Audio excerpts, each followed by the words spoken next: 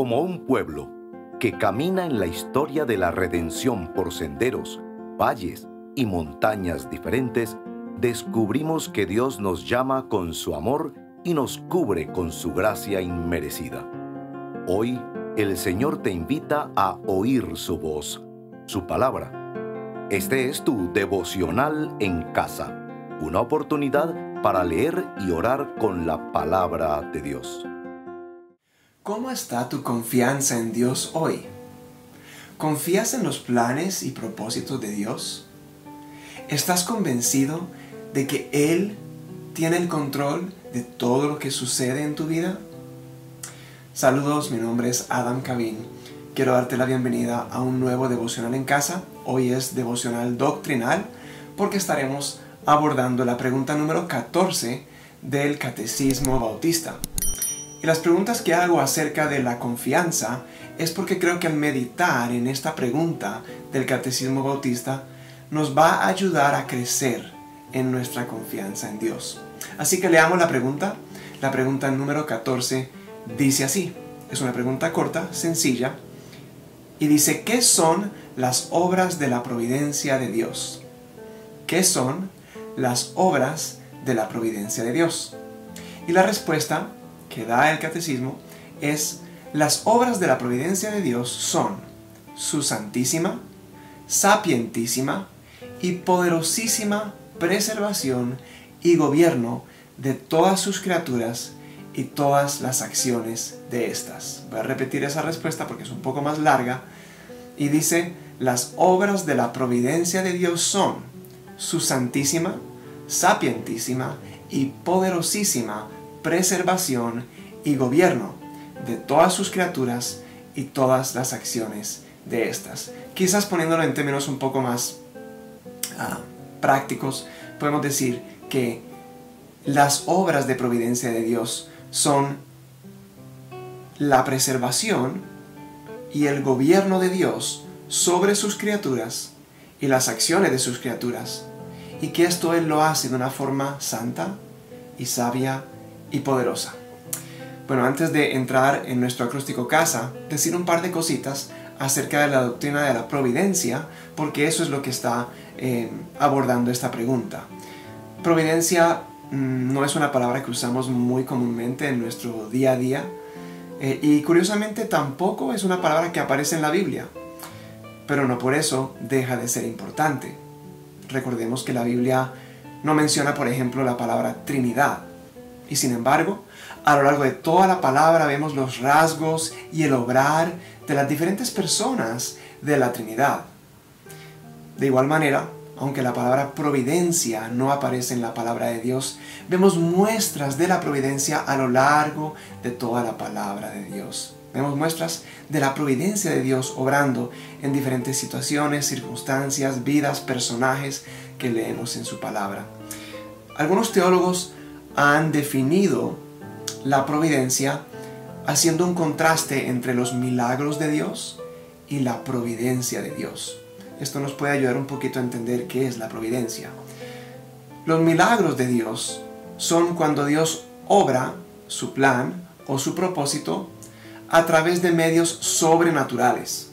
Es decir, como Dios creó todo y tiene el control de todo, Él puede obrar como Él quiere.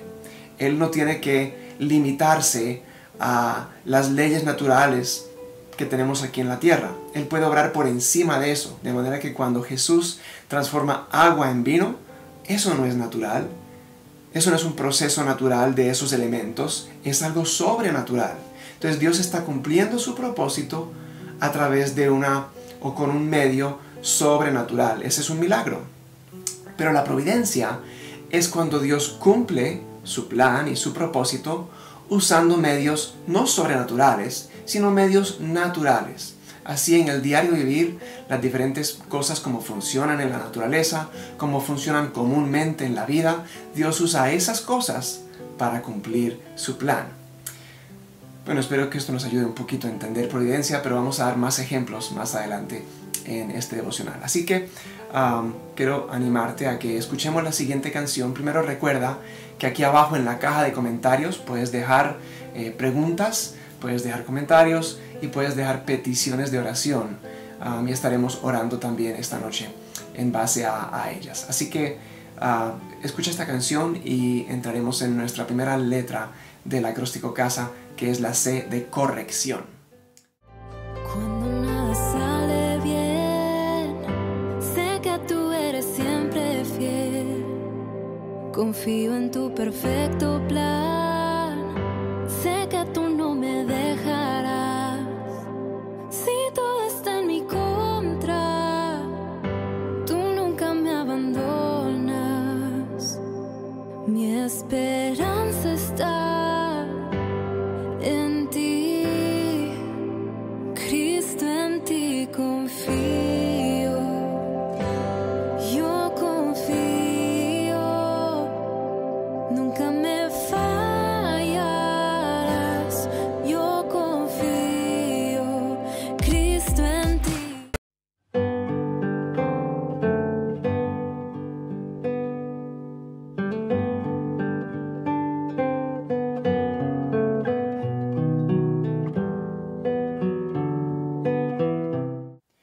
Estamos en nuestro primer segmento de corrección y aquí queremos explorar qué nos dice esta doctrina o cómo nos ayuda esta doctrina a corregir nuestro entendimiento de Dios. Básicamente esta pregunta nos está llevando a entender que Dios gobierna sobre todas sus criaturas y sobre todas las acciones de sus criaturas. Podríamos lanzar ahí la pregunta, ¿por qué suceden las cosas que suceden? ¿O por qué suceden como suceden? Y muchas personas en nuestra sociedad van a sacar diferentes conclusiones. Algunos van a decir, no, las cosas suceden por el azar. Pasan porque pasan, nadie sabe por qué, no hay explicación, simplemente las cosas se dan y eso es, hay que tomarlo como viene y simplemente aceptar las cosas que suceden. No hay motivo ni razón. Otros pueden pensar, no, los que tienen el poder en el mundo tienen control sobre muchas cosas. En estos días alguien me decía sobre la ola invernal que atravesaba Estados Unidos. Decían, es que el gobierno controla eso. El gobierno produce ese clima para que haya X cantidad de consecuencias y situaciones. Esa es otra perspectiva. Otra puede ser que nosotros mismos queremos ser los que controlamos nuestra vida, nuestras situaciones, y ciertamente nos sentimos más seguros cuando pensamos que tenemos el control de las cosas. Pero escucha lo que dice este versículo en el Salmo 103. El versículo 19 dice, el Señor ha establecido su trono en los cielos, y su reino domina sobre todo. El Señor ha establecido su trono en los cielos, y su reino domina sobre todo. Esta doctrina, este es uno de los textos que a propósito soportan esta doctrina, y esta doctrina nos recuerda que Dios tiene el control, que las cosas no suceden por el azar o por suerte o por coincidencia, sino que Dios tiene el control de cada cosa que va sucediendo. Esto no significa que nosotros comprendamos el porqué de esas cosas, ni siquiera de que estemos de acuerdo con lo que está sucediendo. Simplemente está diciendo que Dios tiene el control. Lo que pasa es que nosotros a veces pensamos que para poder confiar en Dios, yo primero tengo que entender lo que está sucediendo y por qué está sucediendo. E incluso estar de acuerdo con lo que está ocurriendo, y ahí puedo ya confiar en el Dios que está obrando esas cosas. Pero si no lo entiendo o si no estoy de acuerdo, eso tambalea ya mi confianza en Él. Entonces, yo creo que esta doctrina nos ayuda como a corregir esa forma de pensar. Podemos tomar ejemplos de la Biblia. La vida de José. Leemos en Génesis acerca de la vida de José, ¿cierto? Yo creo que José nunca hubiera escogido que sus hermanos lo maltrataran y lo vendieran, ¿verdad? Él no escogería eso. Tampoco escogería que la mujer de Potifar mintiera y eso desencadenara en su encarcelamiento. Pero todo eso sucedió. Quizás José no entendía lo que le estaba sucediendo. Seguramente no estaba de acuerdo con que eso sucediera de esa forma. Pero eso no quita o no elimina de que Dios estaba obrando detrás de todo eso. Ahora, Dios podía haber, de forma milagrosa, puesto a José en ese lugar de gobierno, de poder, con el propósito que él tenía. Pero no lo hizo así. Él escogió usar a sus criaturas, en este caso a pecadores, a los hermanos de José, que sintieron envidia y lo maltrataron y lo vendieron. Incluso usar a esta mujer, la esposa de Potifar, que mintió y en medio de esa mentira terminó llevando a una consecuencia terrible para José en la cárcel. Miren que no hay que estar de acuerdo ni comprender el obrar de Dios para entender que Él está igual al control. Dios tiene el control y tiene un plan. Y creo que esta doctrina nos ayuda como a corregir un poquito ese pensamiento. Yo te invito a que oremos pensando en esto que estamos mencionando. Padre Celestial, gracias por esta doctrina de la providencia que nos recuerda que tú tienes efectivamente un plan, que tú tienes un propósito que estás cumpliendo. Y eso quiere decir que tienes el control de nuestras vidas. Habrá momentos que parece que está fuera de control, pero el hecho de que no entendamos algo o que no estemos de acuerdo con un obrar no quiere decir que no tengas el control. Reconocemos que nos cuesta muchas veces confiar en ti, especialmente cuando atravesamos crisis y dificultades para las cuales no tenemos ninguna explicación. Job quizás es uno de los mejores ejemplos que muestra, Señor, que él sufrió y sufrió grandemente y no tenía explicación para ese sufrimiento. A veces, cuando sufrimos a causa de nuestros propios errores y pecados y nuestra maldad, pues entendemos que son consecuencias naturales. Pero en el caso de Job o de Josué que mencionábamos, no había un pecado en particular que mereciera esas consecuencias. Y sin embargo, tú estabas obrando detrás de esas crisis, de esas dificultades, de esas pruebas. Pedimos, Señor, que tú nos ayudes a seguir creciendo en nuestra confianza en ti, de manera que nos mantengamos firmes, aun cuando no comprendemos lo que nos está sucediendo, aun cuando llegan las pruebas y las dificultades. Ayúdanos a crecer en nuestra confianza, en ti y en tu perfecto obrar. En el nombre de Jesús, amén. Muy bien, seguimos con el siguiente segmento después de esta canción. Mi historia en ti segura está. Sé que tú escribes el final. Mis ojos cierro sin temor. Confío en tu eterno amor. Aun cuando me caigo, contigo estoy a salvo. Mi esperanza está en ti. Cristo, en ti confío, yo confío, nunca me fallarás, yo confío, Cristo, en ti confío, yo confío, nunca me fallarás, yo confío.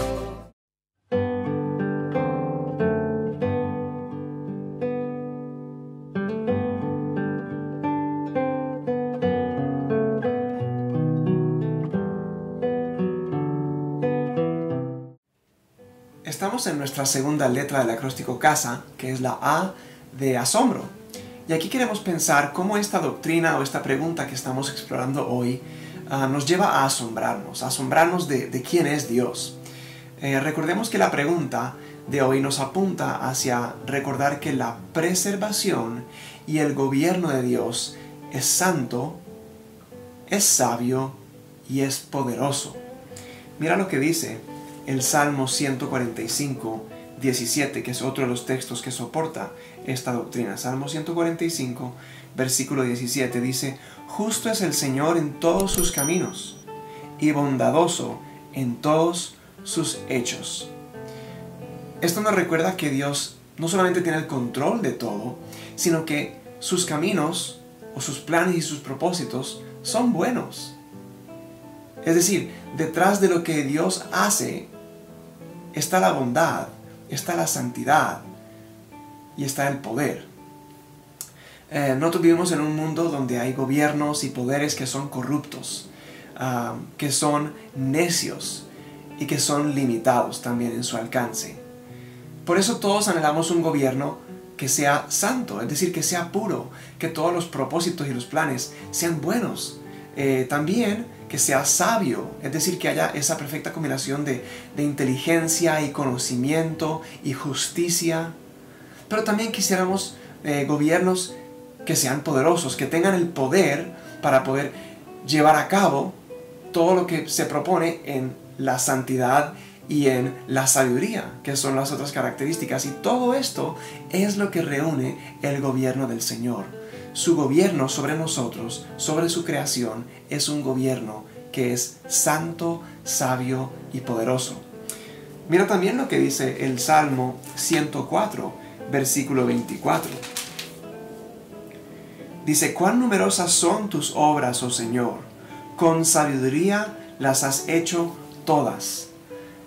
Con sabiduría las has hecho todas. Qué reconfortante es saber que las cosas que nos suceden no son al azar, no son aleatorias, no son sin propósito, sino que cada cosa que nos sucede tiene la sabiduría de Dios que la respalda.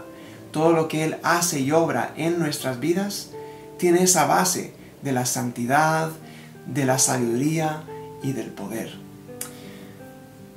Yo te invito que oremos en asombro de estas cualidades del Señor y de cómo Él obra en nuestras vidas. Oremos. Padre Celestial, nosotros no pretendemos, como decíamos ahorita, comprender el porqué de todo lo que nos sucede. Solamente tú puedes conocer eso, porque tú eres el que obras. Pero sí escogemos creer tu palabra cuando nos dice que todo lo que tú haces es santo, todo lo que tú haces es sabio y todo lo que tú haces es poderoso. Y sabemos esto porque tu obrar siempre está unido, está ligado a tu carácter. Tú no vas a obrar independiente de tu carácter. Tú eres santo, tú obras en santidad. Tú eres sabio, tú obras con sabiduría. Tú eres poderoso, tú obras en poder. Por eso, aspectos como la corrupción que vemos en los gobiernos hoy en día o la necedad no son parte de tu gobierno. Precisamente porque eso iría en contra de tu perfecta santidad y de tu infinita sabiduría. Te adoramos porque tú eres santo, santo, santo. Tú eres puro. Todo lo que tú haces es limpio, es sin mancha. Te adoramos porque tú eres sabio. Porque tú tienes toda la sabiduría, todo el conocimiento. Y nadie tiene conocimiento o sabiduría que se iguale a ti. Te adoramos también porque tu poder no tiene límites. Gracias porque en medio de toda esa santidad y toda esa sabiduría la puedes obrar plenamente. No hay ningún límite, no hay nada que limite o frustre tu obrar. No hay ningún plan que tú tengas que no estés en capacidad de cumplir, porque tienes todo el poder para cumplir eso. Y eso que vas a cumplir con tu poder siempre está respaldado por la santidad y la sabiduría tuya. Te adoramos por estas cosas. En el nombre de Jesús. Amén. Muy bien, escucha esta canción y continuamos. No hay mar que tú no puedas abrir. No hay monte que no puedas mover. Hay esperanza para el perdido. Hay fuerzas para el débil. Hoy debes tener fe.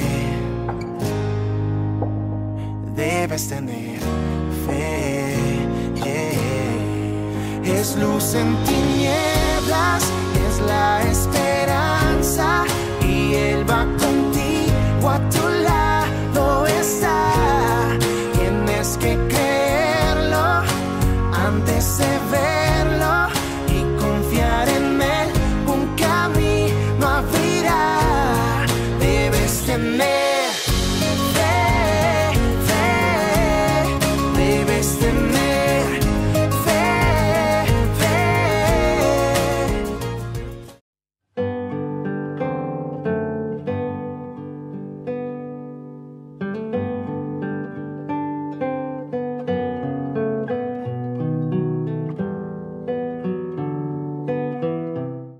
llegamos a nuestra tercera letra del acróstico CASA, que es la S de seguimiento. Aquí queremos mirar cómo esta doctrina o esta pregunta nos ayuda a seguir a Dios, cómo esto impacta nuestra vida diaria de fe, cómo esto hace parte de nuestro discipulado. Bueno, hay una conclusión que se podría sacar de esta doctrina de la providencia de Dios, y es una conclusión errada, y es la siguiente: como Dios obra soberanamente y tiene el control de todo, yo no soy responsable de mis actos. Él controla eso.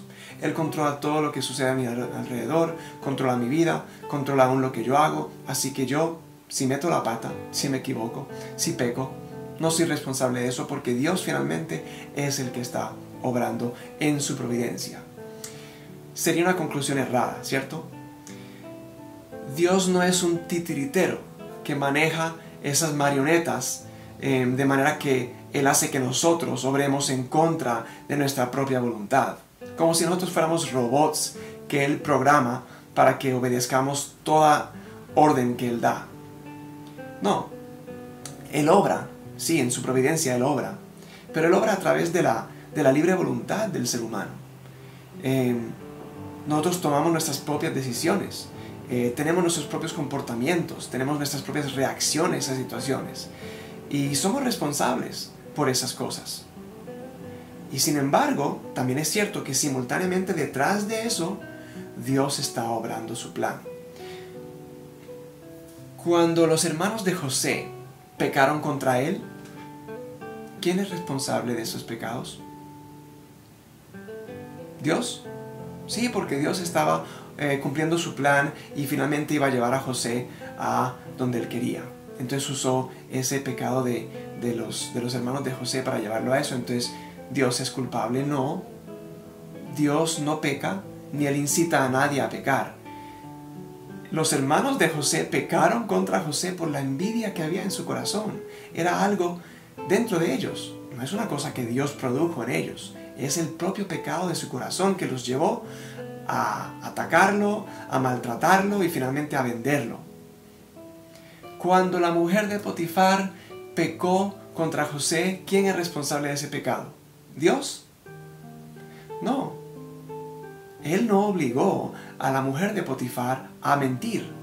Eso es el pecado que estaba en el corazón de ella. Así que ella es responsable de su pecado. Así que yo creo que en este momento de seguimiento esto tiene implicaciones de cómo nosotros seguimos a Dios. Es decir, seguimos a Dios como alguien que tiene el control de todo, pero al mismo tiempo sabiendo que nosotros somos responsables de nuestros propios actos y no podemos echárselo a Él. Ya otra cosa es que Él obre más allá de lo que está sucediendo. El pecado de la mujer de Potifar no es algo que Dios incitó, pero Él sí obró a través de eso para llevar a José a donde Él quería llevarlo. Y así es que Él obra en nuestras vidas también. Vamos a orar en este momento. Padre Celestial, te queremos en este momento dar las gracias porque esta doctrina nos recuerda que aunque tú siempre obras en tu providencia, esto no elimina nuestra propia responsabilidad de nuestros actos. Hace un momento te adorábamos por tu santidad, te adorábamos por tu sabiduría y por tu poder. La petición aquí, Señor, es que tú permitas que en medio de nuestro asombro por cuán santo eres, cuán sabio y cuán poderoso eres, nosotros seamos movidos a seguirte a ti, seguir conociéndote a ti, profundizando en quién eres tú, y así, como resultado de eso, obedeciéndote a ti y viviendo para tu gloria. Y de esta manera podamos también cumplir el plan que tienes, pero en medio de nuestra obediencia a ti, en respuesta a conocerte más y en gratitud a quién eres y lo que has hecho por nosotros. Permite esto en el nombre de Jesús. Amén. Muy bien, vamos para el último segmento. Sigue con nosotros y nos volvemos a ver. Es la guía en la tormenta y quien me ayuda en la adversidad.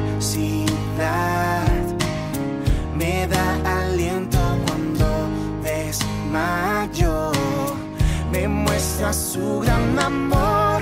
Oh, debes tener fe. Oh, oh, oh. Es luz en tinieblas, es la esperanza, y Él va contigo, a tu lado está. Tienes que creerlo antes de verlo y confiar en Él, un camino abrirá. Debes tener fe, fe, debes tener fe, fe, debes tener fe, fe, debes tener fe, fe.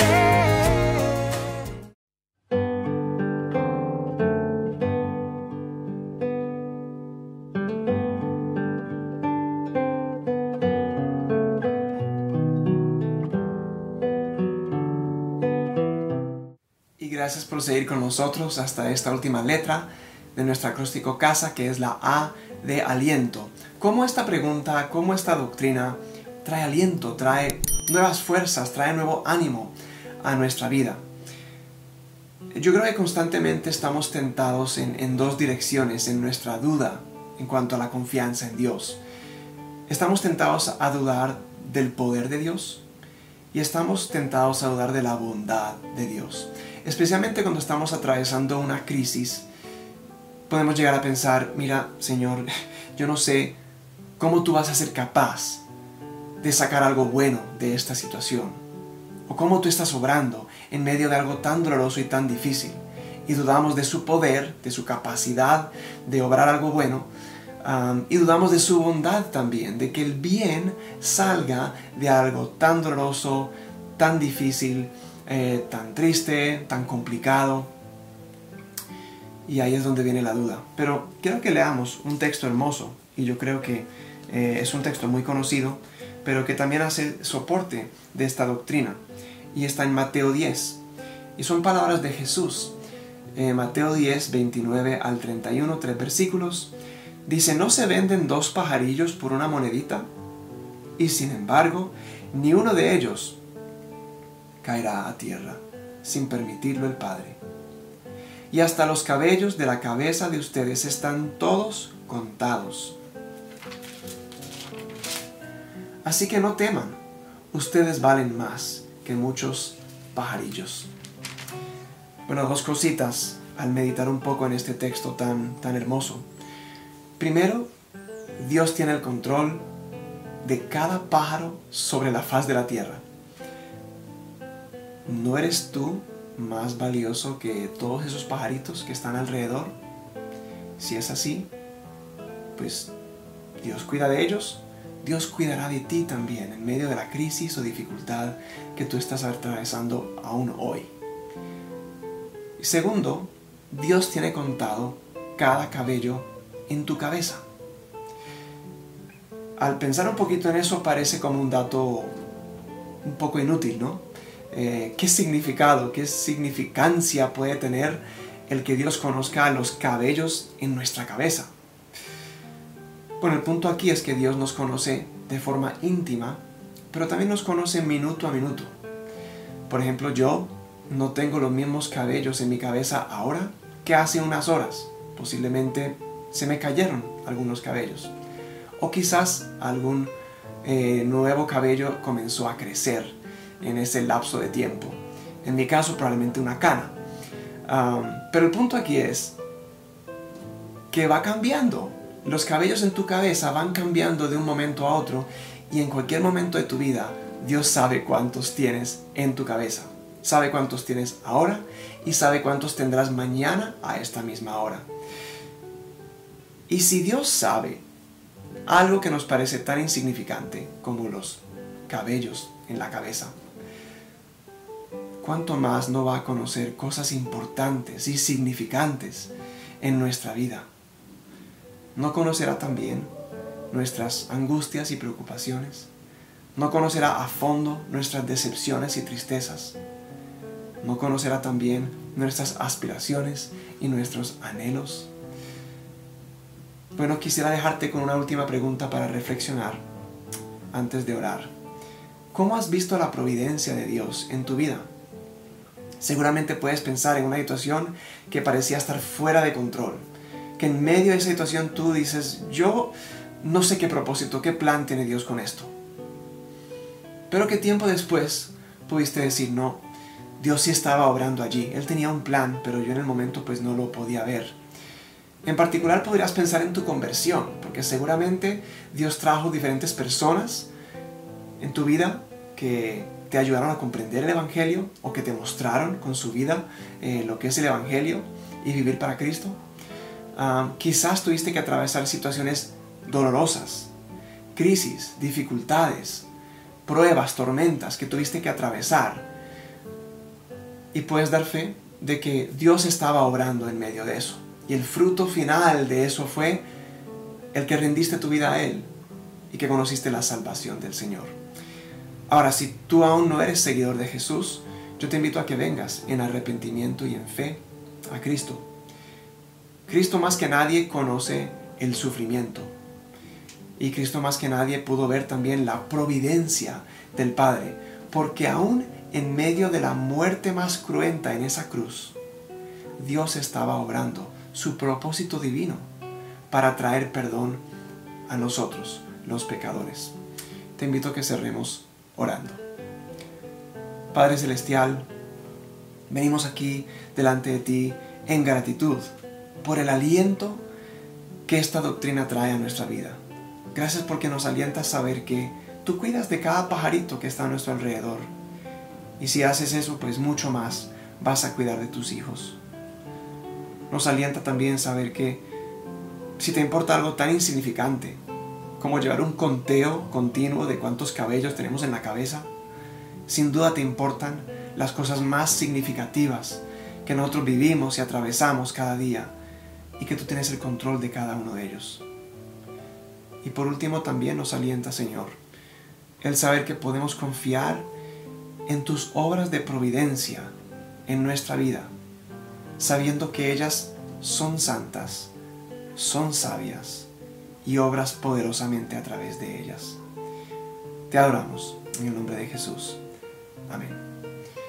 Muy bien, así terminamos el devocional de hoy. Gracias por acompañarnos hasta el final. Recuerda suscribirte a nuestro canal de YouTube si aún no lo has hecho, a darle clic en la campanita para que te lleguen las notificaciones del contenido que subimos a nuestro canal.